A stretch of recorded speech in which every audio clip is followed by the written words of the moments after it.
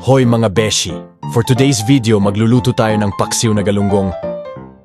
Hugasan at linisan muna natin ang isda. Okay, double check kung malinis na. Ayan, malinis na.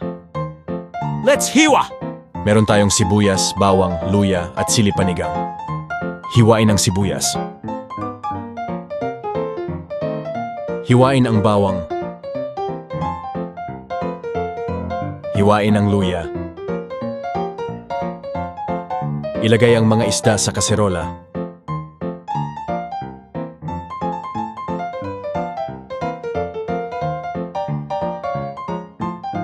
Ilagay ang sibuyas, luya, bawang, sili panigang. Maglagay ng paminta. 1 cup ng suka. Kalahating